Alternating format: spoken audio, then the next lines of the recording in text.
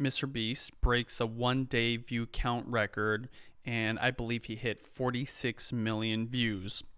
What we can learn from it, number one, is this shows that YouTube is still growing, because arguably compared to when Mr. Beast was, rising up and becoming a superstar, there's way more competitors. There's more copycats like Mr. Beast, yet he is still able to break the 1-day view record, even with all those other channels trying to creep in onto his audience and his niche. But he's continuously always stepping up the standards, raising the bar, and he's hitting new milestones. That is a sign to everybody that there's still opportunity. YouTube is the biggest platform where more people go to watch videos than any other place, even compared to the Netflix of the world and streaming. When you think about just every single day use and the fact that it's free and there's still more markets coming into it, there's just no better place. So that's the number one thing. Second, when I think about him breaking this record, is the power of quality and focus on audience retention. One of the things that makes him famous is he is known to spend all his money investing into the next video. So he could literally make millions of dollars, maybe, I don't know, like crazy amounts from sponsors, and he will invest all of that money to the point where his mom or his bookkeeper's like, hey, keep some for yourself. But he doesn't think like that. He knows how YouTube works. He understands what the audience wants. He wants to make the very best video possible for two reasons. Number one, quality takes some time, effort, and investment. So that's what he's doing. Secondly, it's all about audience retention. His videos, if you watch it, they kind of have the whole ADD, like jump cuts, right? Boop, boop, da, right? Like I saw the one where he was with all these different boats. So he went from the $1 boat that was sinking to like the thumbnail shows a golden cruise ship. It's just like the most expensive. And if you watch how he edits that, it's just going from one exciting moment to another exciting moment. There is no breaks in there. And to do this, one, you have to have a lot of content. Two, you have to have really good editors that are thinking about what is the most important part of this scene that we could put in, and everything else gets deleted. He's also known for literally not putting up videos if he doesn't feel like it hits that standard. So quality and audience retention is more and more going to be important because other people are doing it too. If people are going to spend an hour of time on YouTube, are they going to want to spend an hour on subpar quality content or the best possible? So if they're looking for the best, he has to be the best. And to do that, he has to scrutinize every single second. He has to make sure it's quality at a whole new level. Third takeaway is the power of momentum and time are underrated, meaning the reason he's hitting 46 million in a day isn't just because he's Mr. Beast and he knows what he's doing. It's because he started this journey a decade ago. And so his audience, like the people that subscribe to him, they're super fans and literally they're waiting for every single video.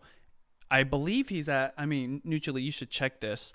I think he's like over 150 million subscribers right now. 174 million subscribers. When you put out a video to 174 million people, that's a lot different than when you have that same video for 20 million people.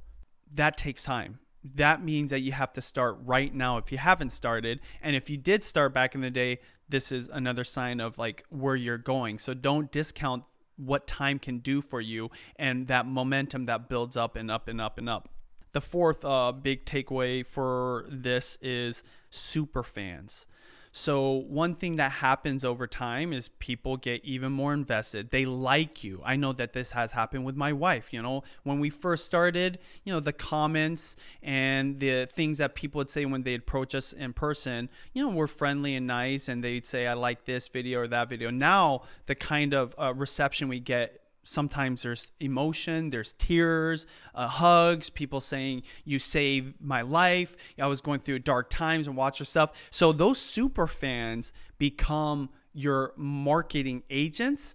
They're not only liking every one of your videos, they're commenting videos, they're sharing it with other people. They're going out on the platforms and they're being like the people that are going to help protect your brand even, and be the ones to do the work that you used to do when you were at 0 subscribers. And so this comes with a lot of videos, caring about the audience. And so I believe that there's probably not a lot of people that come close when it comes to super fans as Mr. Beast. Kind of goes back to the momentum. And this is the biggest takeaway of Mr. Beast hitting this: how powerful the YouTube algorithm is.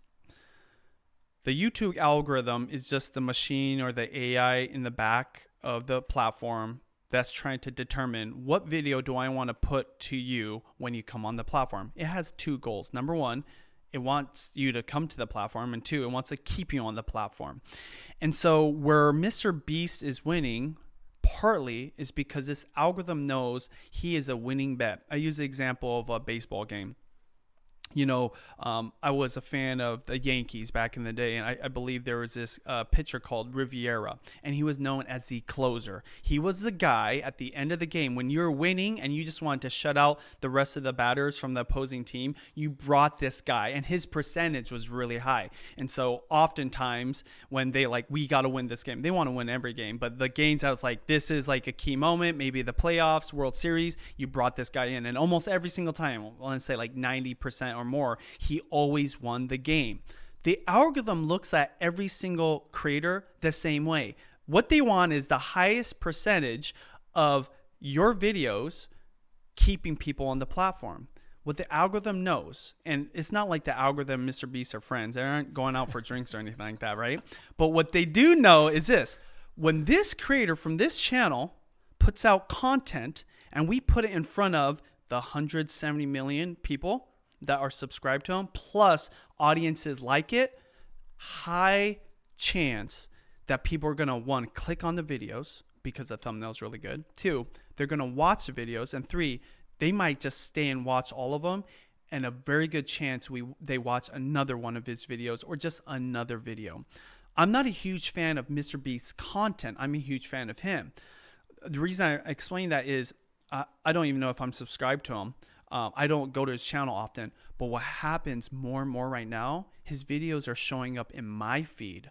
I'm into business, economics, creator, how-tos or creator topics, food, obviously. I don't watch these more entertainment type of videos. I like to use my time to invest in education, basically, or information. Why is it that Mr. Beast videos show up on my feed?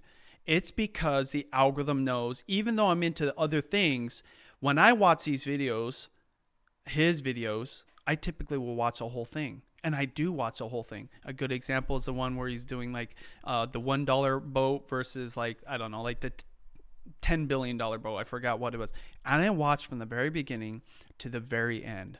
Tom Brady was in that video too. Like, he's just bringing in celebrities like it's like just a normal day. He's doing that because when that happens, it's like, oh, crazy, Tom Brady is throwing a football off this boat to one of like Mr. Beast's friends. It's just mind-blowing content. That's just adding to like how engaging and how well his videos do to keep you in that video and on the platform. So going back to the algorithm, it sees this. So one of the things that makes Mr. Beast the true beast of YouTube, it's not just the quality of his videos and what he's willing to do.